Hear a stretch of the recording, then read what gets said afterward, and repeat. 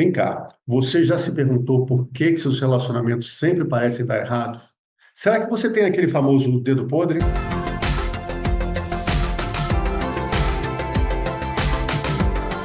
Olá, eu me chamo Cleber Schwartz, eu sou terapeuta, bem-vindo ao canal. Nesse vídeo aqui eu vou explorar 5 das maiores reclamações que as mulheres têm sobre relacionamentos ruins e como essas experiências podem estar ligadas a traumas de infância. Eu vou te mostrar como você reconhecer esses padrões e como que você pode, com isso, começar a mudar a sua vida. Mas antes, não se esqueça de curtir, se inscrever e ativar o sininho das notificações para receber os nossos vídeos assim que eles entrarem no ar. O termo dedo podre, ele se refere a pessoas que parece que têm um dom de se envolver em relacionamentos ruins, em relacionamentos que não são bem-sucedidos. No entanto, eu vou te confessar um negócio. O que está realmente por trás desse fenômeno são padrões de comportamento que estão profundamente enraizados e que se repetem ao longo da vida dessa pessoa. E esses padrões, eles têm raízes lá na tua infância, quando a sua percepção de mundo e das relações, ela foi moldada a partir das experiências que você viveu. A primeira infância é um período fundamental no desenvolvimento da percepção do mundo que a gente vai ter. Então, durante os primeiros anos de vida, as crianças elas vão ficando ali e absorvendo as informações sobre como é que o mundo funciona, como é que é interagir com as outras pessoas, como é que se vive. E a forma como os pais e os cuidadores, eles respondem às necessidades que elas têm, seja físicas, seja emocionais, eles têm impacto na forma como a autoestima delas é desenvolvida e na expectativa que elas vão ter sobre relacionamentos. Porque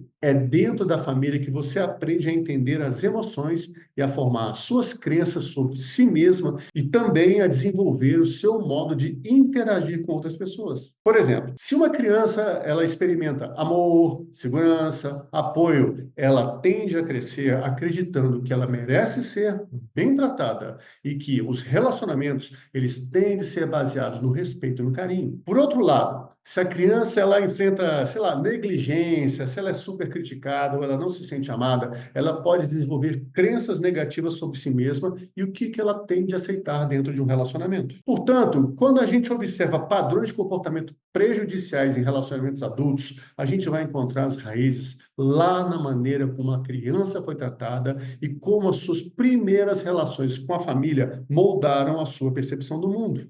Então, reconhecer esses padrões ele é fundamental para entender por que você continua repetindo o mesmo ciclo e, principalmente, o que você precisa fazer para mudar isso aí. Então, vamos analisar aqui as 5 maiores reclamações das mulheres sobre relacionamento e vamos buscar identificar como essas situações estão ligadas com os traumas infantis. Eu vou trazer para você aqui 5 exemplos hipotéticos de situações baseadas nos nossos clientes, nas nossas alunas, na realidade que elas viviam. A gente pegou isso aqui, compilou e eu vou trazer para você na forma de um exemplo. O primeiro ponto é a escolha de parceiros tóxicos. Vamos pegar, por exemplo, Ana. Ela está sempre envolvida com homens que a dominam. Ela, recentemente, está envolvida com um homem chamado Marcos. Ela conheceu essa pessoa e esse cara, ele controla tudo que ela faz detalhadamente. Desde os amigos que ela pode ter até as roupas que ela veste. A Ana percebe, então, que mesmo quando ela tenta terminar o relacionamento, ela acaba atraindo de novo pessoas com o mesmo padrão.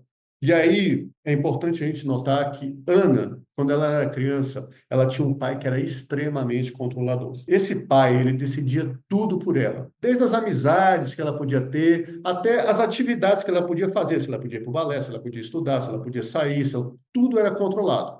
Então, isso fez com que a Ana se sentisse incapaz de tomar decisões por si própria. O que aconteceu? Na vida adulta, ela então vai passar a buscar relacionamentos em que o parceiro vai assumir o controle. Ela vai fazer com isso que o padrão em que ela foi criada seja replicado, porque ela se acostumou e foi condicionada a aprender a esperar e aceitar as coisas. Vamos pegar mais um exemplo aqui, a dificuldade de manter relacionamentos saudáveis. Vamos pegar o exemplo da Beatriz. Ela está num relacionamento com o Felipe, que nunca elogia as suas conquistas. E tem mais. Ela faz, tudo que ela faz, ele questiona e ela começa a duvidar das suas próprias habilidades. Se a gente for olhar para a infância da Beatriz, a gente descobre que ela teve uma mãe que criticava qualquer coisa que ela fazia. Cada vez que a Beatriz ela conseguia alguma coisa, a sua mãe falava assim: ah, isso aqui nem é tanto, não, isso é besteira. Ah, qualquer coisa faz. Até a Mariazinha fez. Ah, a Chiquinha fez melhor que você e tudo mais. Então, esse padrão constante fez com que a Beatriz ela se sentisse desautorizada, ela passou a achar que ela não é suficiente. E na vida adulta, ela busca por validação por parte dos parceiros, porque ela nunca aprendeu a acreditar no seu próprio valor.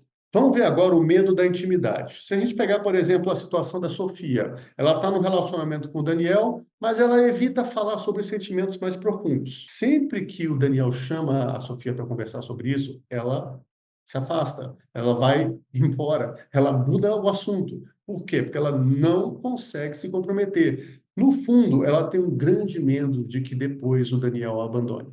No caso de Sofia, ela cresceu num ambiente em que os seus pais se separaram e se separaram várias vezes ao longo da infância dela. E isso criou uma sensação de instabilidade. Além disso, ela viu vários relacionamentos que começavam bem, mas que sempre terminaram de uma maneira abrupta. E aí o que aconteceu? Essa instabilidade emocional fez com que ela desenvolvesse um medo profundo de se envolver emocionalmente. Por quê? Porque ela teme que se ela se entregar e entrar dentro do relacionamento de cabeça e ele acabar, ela volte a sentir aquela mesma dor da separação que ela sentiu na infância.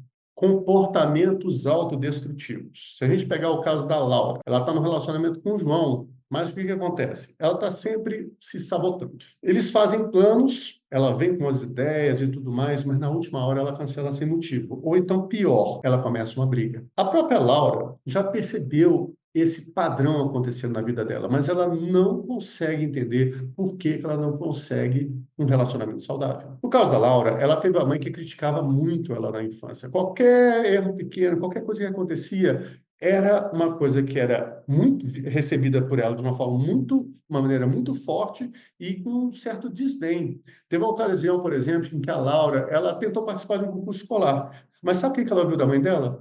Não adianta não adianta você passar, não, você não vai ganhar esse negócio. Então, o que aconteceu? A Laura, com essa vivência, a repetição disso daí, ela começou a alimentar um sentimento de desvalorização.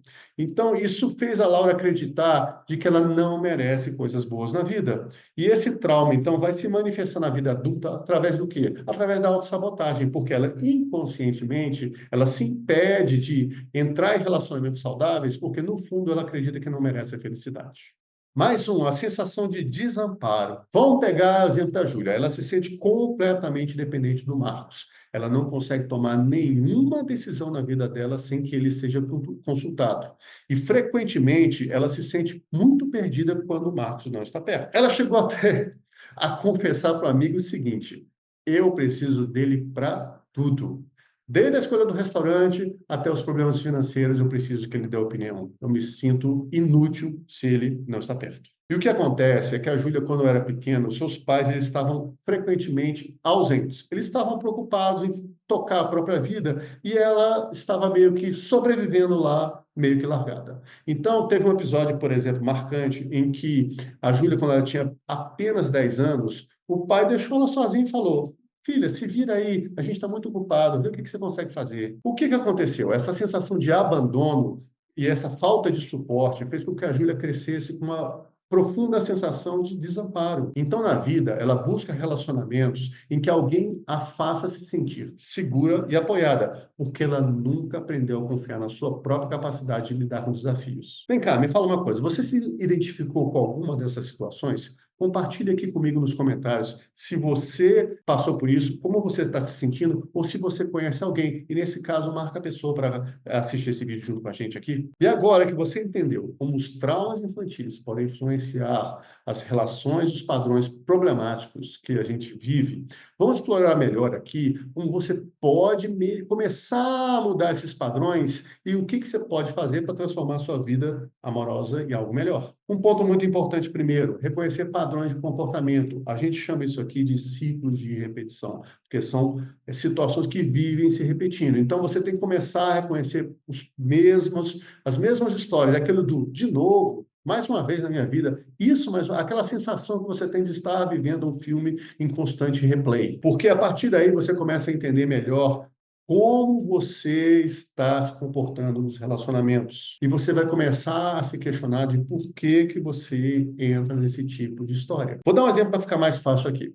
Se você constantemente você atrai parceiros que te desrespeitam, é muito importante você entender que existe esse padrão na tua vida, que nos relacionamentos em que você se envolveu, você sempre foi desrespeitada. A partir daí você começa a entender que há aspectos e há padrões de comportamento que você adota que contribuem para essa repetição. Outro ponto importante é identificar o trauma. Você já viu aqui que os traumas, eles definem a forma como a gente entra e vive os relacionamentos. Então, se você consegue identificar o trauma inicial que alimenta esse padrão, isso se torna fundamental, porque ele vai estar ligado àquelas experiências de infância que você viveu e que até hoje ainda influenciam as suas expectativas e os seus comportamentos nos relacionamentos. Então, você tem que começar a identificar que, por exemplo, se você percebe que você tem medo de ser desrespeitada, e isso você consegue identificar que está relacionado à forma como você foi tratado na tua infância pelos seus pais,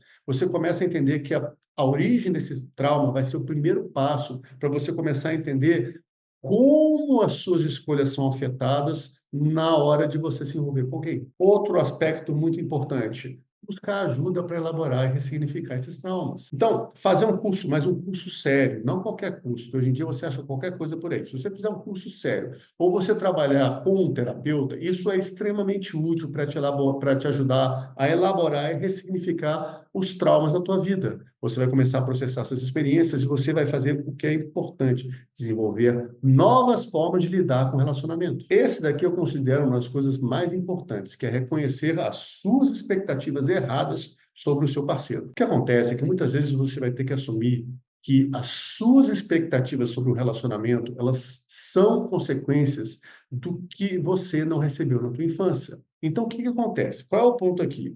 Tem o risco de você transformar o seu parceiro num pai ou numa mãe, porque você vai buscar nele aquilo que você não teve na infância. Então, por exemplo, se você sente necessidade de proteção e cuidado no relacionamento, isso vai te fazer querer que o teu parceiro faça isso por você, e o que acontece? Isso é um papel de mãe, isso é um papel de pai. Aquele pai, aquela mãe que você não teve na infância. Quando você reconhece isso daqui, você pode começar a trabalhar para atender essa sua necessidade de se sentir protegida e de se sentir cuidada por conta própria, e não jogar para outra pessoa essa responsabilidade. Com isso, você diminui as suas expectativas e você se torna mais autossuficiente. Se você chegou até aqui, não se esquece de curtir, de compartilhar, de clicar no sininho, porque isso ajuda a fazer o nosso canal chegar a cada vez mais pessoas. Porque a nossa missão aqui, ela é te dizer que os seus traumas do passado, eles não podem te impedir de viver um relacionamento incrível hoje. Então, resumindo tudo que você viu até agora, a gente explorou o fenômeno do dedo podre e mostrou como ele pode ser um reflexo de traumas infantis não resolvidos. A gente viu que padrões prejudiciais, como escolher parceiros tóxicos, sentir dificuldade de manter um relacionamento saudável, ter medo da intimidade, ter comportamentos autodestrutivos e ter a sensação de desamparo, são consequências de uma infância traumática. Através dos exemplos que a gente colocou aqui, a gente mostrou como esses padrões continuam acontecendo na sua vida. Compartilha comigo aqui nos comentários como é que foi para você ouvir tudo isso daqui, quais foram as percepções que você teve, e se você gostou desse conteúdo, faz ele chegar para mais pessoas. Como eu disse, a nossa ideia é mostrar para as pessoas que é possível viver relacionamentos incríveis. Muito obrigado por assistir e até o próximo vídeo.